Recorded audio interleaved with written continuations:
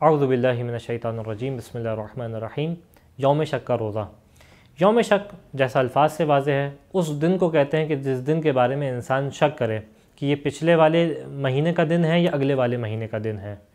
مثال کے طور پہ اس کو شک ہو کہ رمضان کا چاند نمودار ہوا ہے یا نہیں ہوا، تو یہ شک کرے کہ آج جو ہے وہ 30 شعبان ہے یا پہلی رمضان ہے، یا اسی طریقے سے شک کرے کہ آج جو ہے وہ 30 رمضان ہے یا پہلی شوال ہے۔ یعنی انسان اس بارے میں شک کر رہا ہو کہ پہلا والا مہینہ ختم ہوا ہے یا نہیں ہوا۔ سب سے زیادہ جو دو مواقع ہیں کہ جہاں پہ انسان کے لیے مبتلا بے مسئلہ ہوتا ہے، کیونکہ وہاں پہ ایک واجب ہے جو اس کی گردن پہ اٹکا ہوا ہوتا ہے، وہ ہے شعبان کا آخری دن اور ماہ مبارک رمضان کا آخری دن۔ کہ ایک دن وہ ہوتا ہے کہ اس کو شک ہوتا ہے کہ آیا روزہ واجب ہوا ہے یا نہیں ہوا، اور ماہ مبارک رمضان کے اندر اس کو شک ہوتا ہے کہ آیا روزے کا جو وجوب تھا وہ ختم ہو گیا یا نہیں ہوا، اور یہاں سے جو ہے وہ عید نمودار ہوئی ہے یا نہیں ہوئی۔ یہاں پہ بنیادی ترین اس کا مسئلہ واضح ہے کہ جب انسان کے لیے یوم شک ہو، یعنی 29 شعبان گزر چکی ہو اور شک ہو کہ 30 شعبان ہے یا نہیں، تو یہاں پہ وہی احکامات بار کیے جائیں گے جو پچھلے والے مہینے کے تھے۔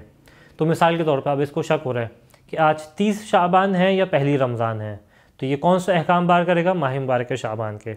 اسی طریقے سے اس کو شک ہو رہا ہے کہ آج 30 ماہ رمضان ہے یا جو ہے وہ پہلی شوال ہے، تو یہ اس کے اوپر روزہ واجب رہے گا، کیوں؟ پچھلے والے مہینے کے احکامات بار ہوں گے۔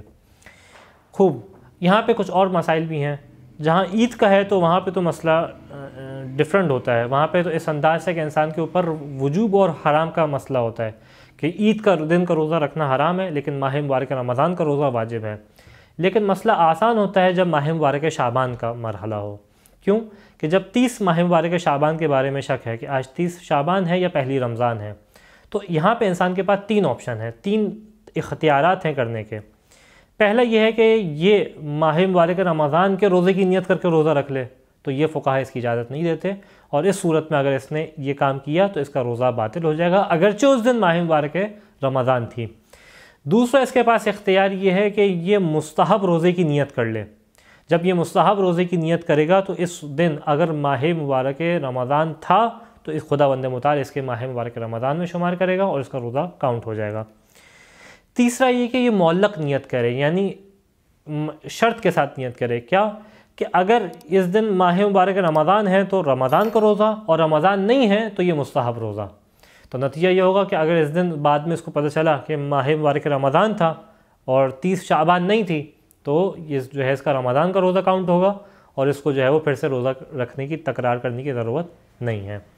اسی طریقے سے عید کا دن ہے، جب انسان کو شک ہو کہ عید ہے یا نہیں تو یہ رمضان کو کاؤنٹ کرے گا، اور مثال کے طور پہ چاند نظر نہیں آیا لیکن اس کو شک ہے، ممکن ہے کہ عید ہو گئی ہو، یہ 30 ماہ مبارک رمضان شمار کرے گا اور اس کو جو ہے وہ روزہ رکھنا پڑے گا۔ خداوند متعال سے دعا ہے کہ ہمیں ان احکامات کے اوپر عمل کرنے کی توفیق عطا فرما۔